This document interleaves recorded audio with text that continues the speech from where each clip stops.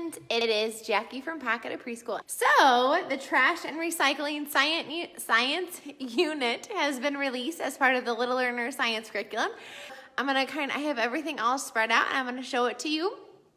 And yeah, I'm gonna turn around the camera and get going to show you. And then if you have any teacher friends that you wanna share this to, like maybe you're doing a community helper unit and you need a science study, this would be perfect for your community helpers. This would be perfect for Earth Day. If one of your rules is how we take care of our world, this would be another great one. If you just need to do some earth science, this would be great too. And go ahead and put in the comments, what do you think you would use a trash and recycling science unit for? Would you use it for community helpers, which is probably what I would do, or Earth Day? Just kind of tell me in the comments kind of what you would use it for, what theme, since we all do themes. So I'm gonna flip it around and I'm gonna get showing you guys, okay? Give me 1 second. So as always, all my units come with labels, and this one is just like all the other ones. So it has little labels, it has half-page labels, and then it also has a full page label. So if you're a binder person, you can use this for the cover of your binder. If not, I keep all of it in these iris tubs from Michael's, and then I put all of the handouts and the teacher pages in on a ring in page protector. That way I have it, and as you can see, this unit is packed with classroom photographs of it in action. Whoa, I'm falling. And it kind of explains everything to you. And then on the back of the pages, what I do, that's where I put any recording pages or any things I need to copy. This is the science table I have set up, and there are many science table options or science center options for you guys. And you can either use a little table. This is a LAC table from IKEA. It's a coffee table. It's a small one. You can either use that, or you can use a shelf and just put all these things on your shelf. But I have fabulous things to make it look inviting and engaging, so they want to come play with it, even if you're not in the center with them. So there are real photographs with vocabulary cards, just like always, and all of the science units have these. And I try and make them the same, so that way when you're looking through them and you're prepping them, you kind of go, okay, I know where I'm putting this, I know what I'm doing. It's kind of like laid out simply for you and for the students. Here is the read aloud, and this one is reuse it, recycle it, and again, it has all real photographs in it. And everybody always asks why I put them on a ribbon, and I put them on a ribbon that way I can pull them off.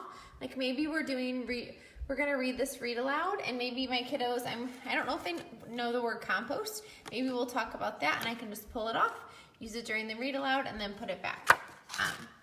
So yeah, so put that right over there. So that's why they are on little clothespins. And then, so this science table is set up to do kind of a sorting activity. So I just have some trash, which you can kind of just collect things for your trash. Now, you want to make sure it's all clean and has no sharp edges. It's safe for kiddos. So this is all just basically like empty containers, some empty wrappers, just some things I grabbed from around the classroom, washed them, and put them in. And I do have ideas for you too in the teacher pages. And then I just have some sorting mats underneath it. So they could just literally go, okay, this is plastic, this is paper, and they can sort it. And that way they're sorting real items. And then I also have these little mats. And so they can even sort, you can take all these off and they can sort them. You can use them as you're explaining the different kinds of things. So there is a plastic little board, a compost, one that's for metal, one that is for paper, one that is for glass, and then I do have an electronics one because there are lots of electronics that we use that we need to be recycling. So I think that's one that we need to start including in our recycling units. So I had an electronics little sorting mat, but there is not an electronics big mat. If you guys want that though, put it in the comments and I can always add it for you guys. And then I have trash and discovery journal pages or discovery pages, and then there are journal pages as well. So they can write as they do it and as they explore in the Science Center, or you can have them do it if you're kinder or maybe you're having it set up you could do an exploration, and then they could journal about it. And it comes with covers and then 3 different kinds of paper. So there's a single line, a double line, and then the dotted line. So those are all included for you guys, so you can differentiate for your class or your learners. And then here is one of the anchor charts. And remember, the anchor charts need to be made with the kiddos, because otherwise they're just a poster on the wall. So these are just those same cards from those. It's the same cards you're gonna use. And then the idea I had is you can either write ideas they have, or you can cut out pictures from store ads of different things that they find at the grocery store and how they would recycle them or compost them or whatever. And then for the electronics one, I just did a Google image search on electronics, and I just printed page 1. So I had some electronics to cut out too. So that's a really fun way to, you could do this. Yeah, just use like store ads for that, and they have all kinds of, because they'll have compost and then the different kinds of things, because those are all the things that we buy at the grocery store that we have to recycle or turn into compost or put in the garbage, whatever. And then there's this anchor chart, one of those circle webs, just how we help the environment. And there is a child recording page too. But this one you can do at the end of the unit, or maybe you're doing, there is a read aloud suggested book list, but maybe you're gonna read 10 things I can do to help my world, and then maybe you guys, after you read, are gonna do a circle map on all the different ways you can help the environment, not just on trash and recycling. So that circle map's included for you guys as well. And then I have some reuse activities. So you can do, you can make crayons, and I do have the recipe included. And I made these actually last night, so I wanted to check and make sure. I had made them in a couple years. I wanted to check and make sure it was correct. But you basically just take some crayons, peel them, and this is a great fine motor activity, or you can just take the broken crayons you have around your classroom and peel them, and then put them in some kind of silicone container, and they literally just pop out. Like, it's super simple. Or you could use one of those silicone like ice cube trays and do like Lego crayons or whatever silicone mold you have. Or in the parent note, it asks for them to collect at home and send in different kinds of lids, and then you reuse them in the classroom for manipulatives, which is also great for you because now you have some fun new manipulatives the students help collect. So you can just write on them with like a Sharpie. You can do numbers, you can do letters, or if you just have some letter stickers, you can just plop those on there. Just make sure you put some Mod Podge on top, so otherwise they'll peel off. But I got these like I think 1 year at Target sometime. But yeah, so you can just use any kind of letters on these too. And these actually are really great for letter manipulatives. So even after a unit's done, they can still look at them and think, reflect on the unit you guys did together. And then here is the simpler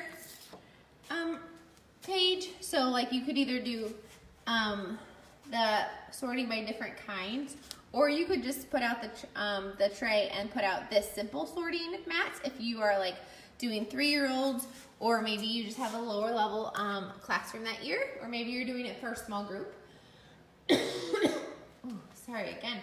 And then if you have the thing of trash, they can also just explore the trash. So they can use the magnifying glass and look at it closer. They can measure how big everything is with the cubes, and they can weigh the items. So there's some little science prompts in there as well. And then pollution, and if they don't, if we don't put trash in the right place, it goes in the environment and it pollutes the environment. So I wanted a way for them to kind of experience pollution, but in obviously a way that is safe for preschool. So I thought about just this is like just a tub of dirt, and then I put it in like a larger tub. And what they do, and I just found some trash, and again, it's clean trash, nothing that has, chemicals in it. It's all clean, it's not dirty. It's not gonna, breed bacteria or anything. So, and oh, by the way, guys, these are fake. And I put some bugs in there and some worms. That one's kind of creeping me out. I'm gonna hide it. So that way they can, they can talk about as they play, like, oh, this worm has nowhere to go. Like, I'm sure he's sad. Or, oh, he can't even get through. And they can kind of think about how animals feel if there's pollution everywhere. And basically they take the tweezers, which is a great fine motor, and they try and take all the trash out of the environment. And I put glitter in there because I want them to see and kind of figure out that some things are hard, easier to, like this is really easy to pick. But like, can we even get this glitter out of the dirt? Is it possible? So kind of talk through that so that way they can kind of experience it that way. And then I just put a little tag on it and talk about how this is land pollution. And then I did one for water pollution. And how I made the water gross looking is I just put coffee grounds in it. So it's, you can kind of see them on top of that lid. And I put glitter. So again, you can talk about how, like, we can't make, is it possible? Like, and you can even like try it out. They can use sifters or whatever ways they think of trying to get that water clean again. Put paper towels in. And there are some counterfish in there, and you can talk about how, look, oh my gosh, like they're dirty. Like he's dirty, and I'm like, how do you think the fish feels? And to swim around in that kind of water. But just so that they can experience pollution again in a way that's safe for them. And I also made, I'm zooming over here really quick too. I made some sensory bottle pollution jars. So this one just has the dirt and trash in it. And again, I put some fake bugs and worms and see if they can even find them in there. And then this one is like one for water pollution. So you can see I put coffee grounds in there. And you can see the paper is starting to actually kind of break down. So you can even like talk about that, what it looks like over time.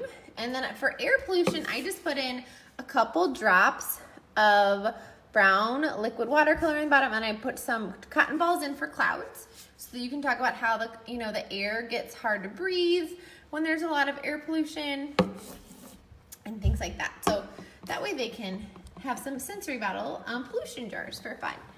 And then there is a parent note you can send home, just real quick. Print, copy, send home, has vocabulary and an activity for them to do. And then here are some of the student recording pages that are included. So here is some of the pollution observations. So this one they can do the clean and then the polluted, and they can talk about how the animals feel just by coloring the smiley face, or they can write it. So it's kind of differentiated. And then here are just 2 trash sorting activities. So those, you could use those in your classroom. And again, you don't have to use the worksheets if you don't want to. It's totally up to you. And then this is the help the environment circle chart that they can do. So I'm gonna real quick flip it around. Alrighty, so yeah, so I do Facebook Lives every Wednesday night, 7 p.m. Central Time on different preschool topics and learning themes. So yeah, so all right, well you guys have a fabulous night. Don't work too hard, have a fabulous weekend, and I will talk to you guys soon. Have a great day.